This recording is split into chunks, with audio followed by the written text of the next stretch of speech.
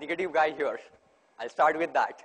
And this is so because I'm going to talk about the negative aspects and a crisis generated out of social media, and most importantly, how to deal with them. So I'm going to do this in 3 stages. First of all, I want to give some anecdotes and some real good stories around how powerful this social media really is and how vast this network is. The next thing I'm going to do is tell you about some real business stories that we have sensed, felt, and have been in the part of when businesses have lost millions of dollars because of what people said on Facebook. And last is the part where we understand what is really causing this crisis and how to deal with it.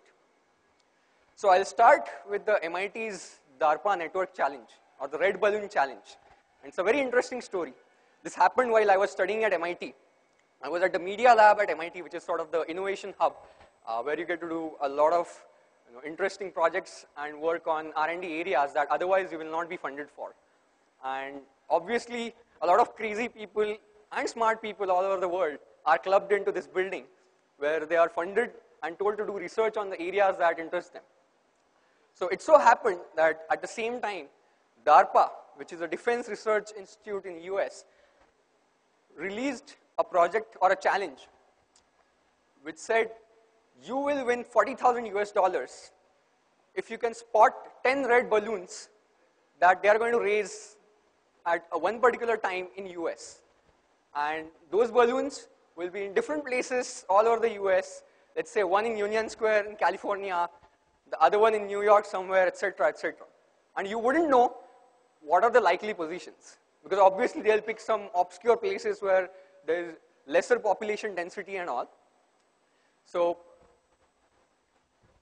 this network challenge was launched, and people were supposed to create teams and have a plan on how they'll tackle this problem. So it so happened that the MIT team won this challenge, and surprisingly so, in just 9 hours, they spotted all these 10 balloons all over US. And what's more interesting is the strategy that they used to track these balloons.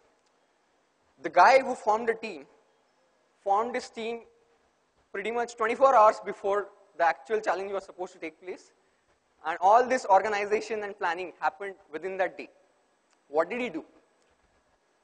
He made a website and said, be a part of my team, and chain in people you know who also want to be a part of this team. Whoever spots a balloon will get some prize, let's say $2,000. And the guy who has recommended him to come into our team will get half the prize, let's say $1,000. And the guy who brought that guy in will get another half prize. So this is literally monetary incentive that these guys worked on, and that paid off really well. They created a network or a team of millions of people all over US. And it's surprising, I was in the same building, but I didn't know that this was happening. But the same day evening, I returned from my lab to my room in my dorm, and I saw this on my Facebook. A few of my friends requesting me to be a part of this team who were on other part of US, let's say on the West Coast. And I read that this is an MIT team that's doing it. I didn't know about it, but this guy on the West Coast knew about it. And he tells me to join this network. So I joined. And of course, this was a phenomenal success to spot all these 10 balloons in 9 hours. So what's there to learn? Why did DARPA set up this challenge? And what's for us to learn? Why am I telling this story here? Is because look at the power that these social networks create, that information can spread at real fast speed. And the reason behind DARPA conducting this project or launching this challenge is to know if there is a tsunami a few kilometers away, how fast can Twitter let people know that they should evacuate the areas, right? And you get to gauge literally the time and the spread of geographies, the spread of people, how many people they were able to reach, and what was the incentive, what was the algorithm that worked. And it's a really bad thing to note here that people worked only because they had monetary challenge, right? But let me come back to this original part here, which is the negative part of social media. And this is what is happening. People need incentives to do good things over the virtual world. If they want to talk about your brand, you might have to pay them. or give them some sort of incentive. Why would I go and say I like Coke when in real world I actually drink Pepsi, right? So if Coke really wants to have social media marketing, just opening up a Facebook page for Coke is not going to be enough.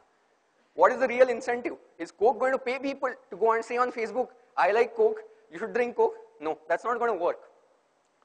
So here is another story, which is a real business case that we sort of have dealt with. It's a Nestle PR crisis. What happened back in March 2010 with Nestle is there is this NGO called Greenpeace, which works for environmental protection, etc. They launched a report saying Nestle is sourcing palm oil for their products from an Indonesian forest, which is the habitat for endangered orangutans. Now you can see the problem. They created a page targeted towards Nestle saying, if you have a Kit Kat, you are actually endangering these orangutans out there in this forest, so you should ban Nestle products. That's the message they gave, and they did this in a very systematic way. Okay, I don't want to talk about the reasons why this Greenpeace organization did this, because targeting a particular company for this is not quite a good idea, but let's keep that aside. So what they did was they set up a page and they made an exclusive video where they showed someone opening up a Kit Kat and finding an orangutan finger in it. You know, it's like giving the feel that, hey, if you're eating or having this product, you're actually killing these monkeys. So, and